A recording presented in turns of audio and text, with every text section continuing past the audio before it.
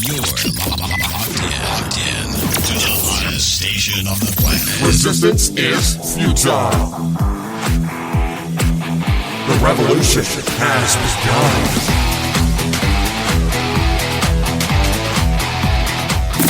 You're listening to Rebelpreneur Radio, helping you break the rules and build the business you need for the life you want. And now, broadcasting his pirate signal from somewhere beyond the status quo, here's your host, best-selling author, marketing and media strategist, Ralph Brogden.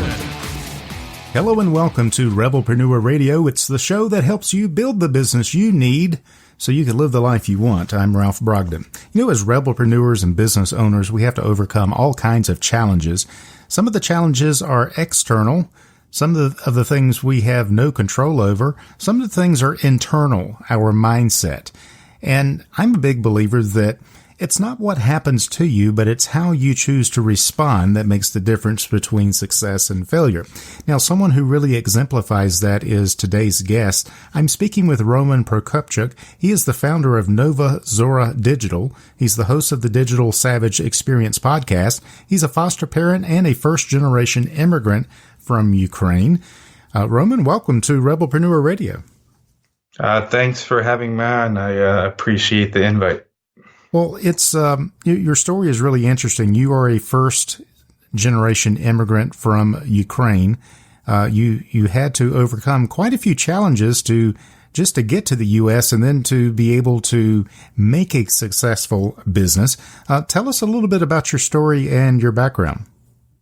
So I came to the United States when I was 5, but getting here basically meant going through somewhat of a process. So I came here when Ukraine was still under the Soviet Union. So leaving Ukraine, it was this like abstract process where when you did leave, you kind of forfeited your existing citizenship and were only allowed to take what you could carry and some other stuff, some currency and whatnot. But if you owned a home, you would have to leave that behind, or any like significant, obviously, property like a car.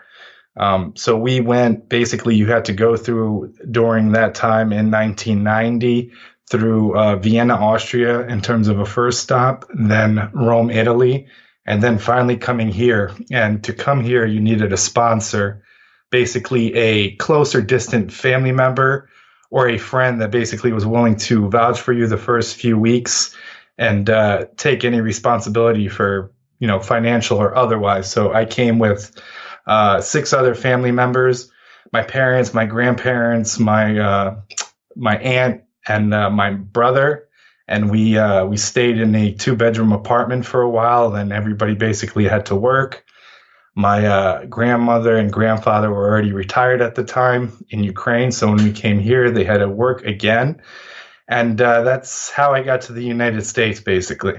Now, it says that you graduated with a degree in criminal justice, but that didn't work out for you. What happened with that, and how did you use that to your advantage? So I graduated in 2007, 2008, where the economy basically tanked.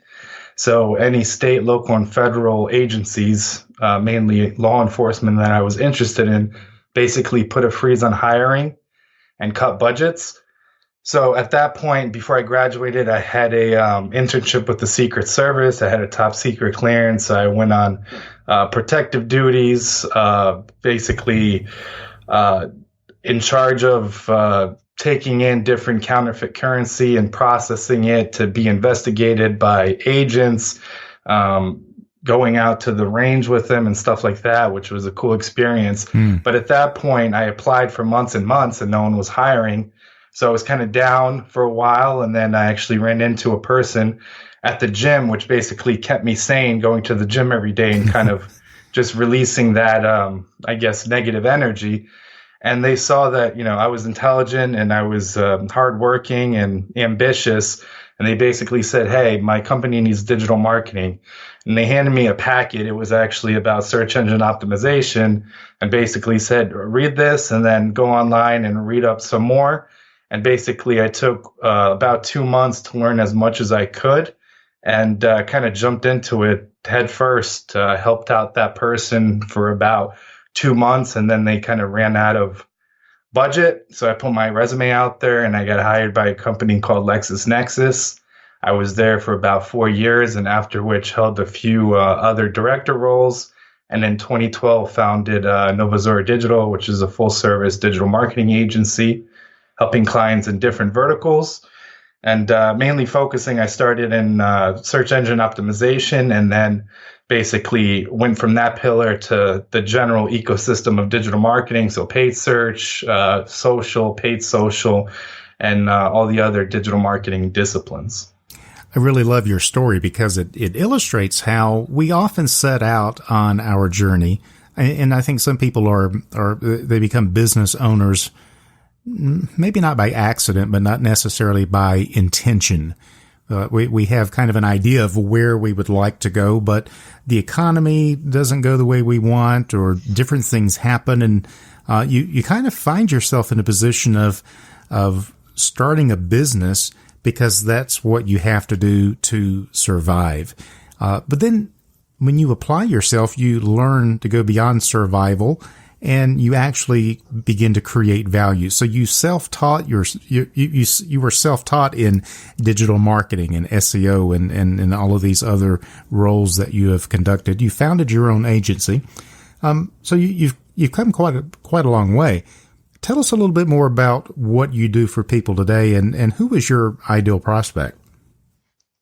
So I started in the field of legal, so helping law firms, small, medium, and large-sized law firms around the country with LexisNexis. And then I saw I didn't want to kind of pigeonhole myself into one vertical, but gain experience in several, then utilize and implement some things from one industry that another may not be using, and try it and see if it worked. So then I went into biotech and pharma, financial services, health and fitness, e-commerce, different B2B companies, and mainly search engine optimization. So that includes on-site, which is, content strategy, internal linking, metadata, anything front end. Offsite, which is link acquisition and kind of authority building, and then the technical aspects in terms of understanding the load time, decreasing bounce rates, and any technical focus that's tied into all the aspects of the Google algorithm. And then as well as focusing on social strategy. So we've done social strategy for fitness brands running their social campaigns, whether it be paid or organic social, community outreach, content development, analytics, some website design and development, and paid search as well. So kind of that's the core. Yeah, so this sounds like some really complicated and technical stuff. Do you only work with large companies, or do smaller businesses benefit from your services as well? Well, I mean, I try to get a specific clientele. So nothing smaller than, I would say, $5,000 a month, but not to say that I want to kind of leave a legacy for myself and who I am. So a lot of the times smaller businesses will contact me, and then I'll free of charge. I'll jump on a call or, a Skype video conference, or meet in person for a cup of coffee or at a networking event. And then they tell me what the business problem is, where they stand. And I offer them, several solutions or what they should or could be doing, and give them some kind of guidance there. So, I mean, just because a business is a small business doesn't mean that I'm not willing to at least give advisement free of charge to kind of put some, good in the universe, and hopefully karma will come back to me in one way or another. And no matter what size the business is, I think any business can benefit from learning how to better market themselves and take advantage of the digital and the technical tools that we have available to us today. Well, that's interesting, because it leads me up then to the next question. With all the different businesses that you work with and the different industries, is there a common problem that you see over and over again when you're helping people with their digital marketing and SEO strategies? Just hiring the wrong people and listening to people that promise the world, kind of get on first page in a month or two or a specific amount of time. There's no set amount of time basically to get on a first page of a search engine or focusing on one thing that, may not be effective for that business or whatever problem they have, only simply selling something just to sell it. A lot of agencies are somewhat cookie cutter and kind of sell plans and not customize or tailor a campaign to a business needs. So finding whoever you're, work with or hire someone in-house that delivers value and understands that business and the value of that business and treats that business as their own to a certain extent. Yeah, well, that makes a lot of sense. That maybe they're not doing right now, but if you were to sit down with someone, what are some of the things we need to look at in terms of maybe 3 or 4 tips you can give us that would really make a difference in our digital marketing? Small business wise, local search. So your Google local listing to make sure you at least have it claimed, because a lot of businesses still don't have it claimed, and setting a radius around your business for that, making sure and checking on what kind of reviews you're getting. Are those genuine reviews or those spammy reviews by just people leaving negative reviews in terms of a small business? Another thing, a lot of small businesses don't necessarily focus on social media, but with the power of hashtags and tagging location, it oftentimes is a great avenue for a small business, and especially if they're product focused on platforms like Instagram, Facebook still, and mainly that, but depends what your clientele is. And also basically going where your audience is. So you don't necessarily, if you don't have the time or the bandwidth, be on every single platform. If you're obviously a B2B platform, you want to focus on LinkedIn and advertising on LinkedIn, whereas maybe you're a small business, an ice cream shop or something of that nature, and then I would focus on Facebook and Instagram.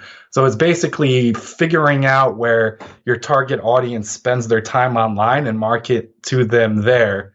From a social perspective, if you are also optimizing your website for organic search, basically optimizing it and making sure you have a strategy in place to at least target, your core focus. Sometimes you don't have the budget in-house or an agency for additional content, but just making sure you have the right things and it's properly functional. Sometimes if you do want to check it on yourself, there are a lot of free website graders. So just run your URL of your website through a website grader to just get an idea. Obviously, it's not set in stone or the law, but just get an idea where that stands and kind of understand the health of your website. And I think that's kind of a good start, or at least having a website in general. There's still businesses in 2019 that don't even have a website. It's hard to believe. So if you don't have a website, that's the first thing I would probably start with. But if you do have a website, making sure it's responsive and mobile friendly, because with Google, they have mobile first indexing now. So if you're not, optimized or optimal for mobile searches, they're not going to render you on top of their mobile first index in terms of ranking. So considerations like that. And then when you do have a website, focusing on stuff like conversion rate optimization. So you're getting traffic now, but the traffic isn't converting. So what's going on the website itself? What can I fix? What can I redesign? Can I move a form somewhere? Can I switch a video placement to better convert the traffic you are getting to your website? Excellent. You wrote a blog a few months ago called 5 SEO Trends for 2019. It's very interesting. One of the points you had on there is video optimization. Can businesses really do anything with video? And if so, what do you recommend that they should be doing, and where should those videos be? Well, video is still a great medium. Video and audio, like we're talking today, audio is great and keeps expanding. But video, when you have a video, that video can be repurposed. So let's say you make a long form video, an hour video about several products or about an event you were attending or speaking on. That video can then be broken down into several smaller videos to utilize on social, or utilize on highlights on your website, or utilize as video ads. So if you create a core piece of content like that, you can repurpose it on several platforms and basically support that piece of content. But in terms of your go-to video platform, YouTube, and YouTube ads are still heavily underpriced. So if you do, let's say, have $100, $200 to test, obviously that's somewhat of a small budget to get an accurate measurement of success if you're running something. But if you do have a video or a branded video, that's definitely a good place to start if you're going the paid route. I think a lot of our listeners, maybe not all, but some people really get into this, and then others that are maybe thinking, I'm already in over my head. I just don't see how to figure this stuff out. And that's exactly where I think someone like you, Roman, can come in and really make a difference. How would working with someone like you improve their chances for success, even if they're not into all of the tech stuff? A lot of it isn't even tech focused. It's just best practices, what you should be going and doing as your business. So simple thing by getting testimonials and reviews. A lot of businesses, business to consumer, business to business, negate that part of their company, and that's part of their brand. So honing in on things like that and just different best practices besides all kind of the technical campaign build out and anything technical that can be done to your website or any ad placements, just doing the right thing for your brand and improving your brand and the brand imprint online. So, I mean, you may be, the best thing in your space, but if nobody knows that or you don't highlight that, there's no way you're going to attract the right customers online. Yeah, that's very true. We can have a great product, a great service, a great business, a great brand, but if people don't know that we exist or they can't find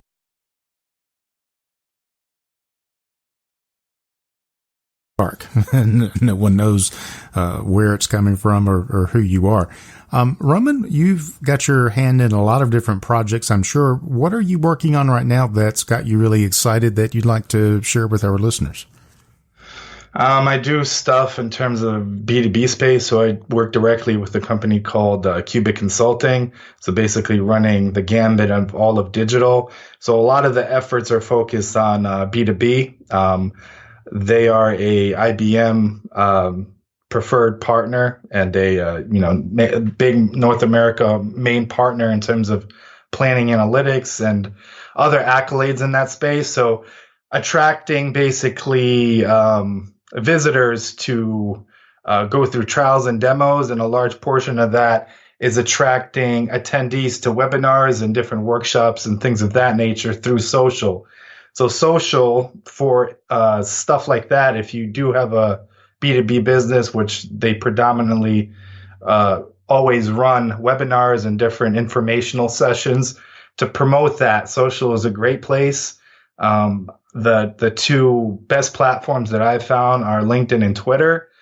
Twitter tends to be a little bit cheaper than LinkedIn. LinkedIn's been traditionally more on the expensive side in terms of CPM and CPC, in terms of cost per click and then cost per 1,000 impressions.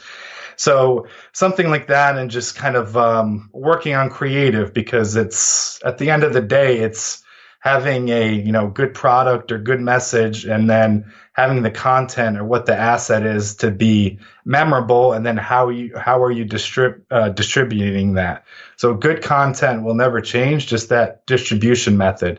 Whether in 10 years there's not going to be social media, there's going to be virtual reality or augmented reality component that's more prominent, it'll still be good content over everything. Good advice. How can our listeners reach out to you if they have a specific problem or a question, maybe that you can answer about digital marketing, SEO, or any of the other things that we talked about today? What's the best way to reach you? Any social platform. If you Google my name, you can message me. You can email me at roman.prokopchuk@novazoradigital.com. Or you can go to LinkedIn as well. I have a lot of articles, or just like I said, just search for my name. You can have some of the articles I put out. You're going to find my podcast that covers a lot of digital marketing digital marketing professionals. But anywhere online you find me, you can pretty much get to me. And your Digital Savage Experience podcast, tell us a little bit about that. So I started that as kind of a passion project. It was just me talking about my experiences in digital marketing, different case studies, talking about my experiences as a foster parent and what I went through with the state and different agencies and with children that were placed in my home. And then about 4 months ago, I switched over to more of an interview format. So you have entrepreneurs, CEOs, founders of marketing agencies, authors, different motivational speakers, just people with, stories to tell that talk about their journeys, where they started, how did they get here. A lot of them are turbulent. So, drug abuse, prison, getting out of that and becoming successful people in their field and in, their professional and personal lives. And basically inspiring the audience and giving pointers to the audience how they can get to where they are now and some bottlenecks they may be able to avoid in the process. Excellent. Well, your story is very inspiring, and it certainly motivates me to overcome whatever obstacles I see that I think are insurmountable.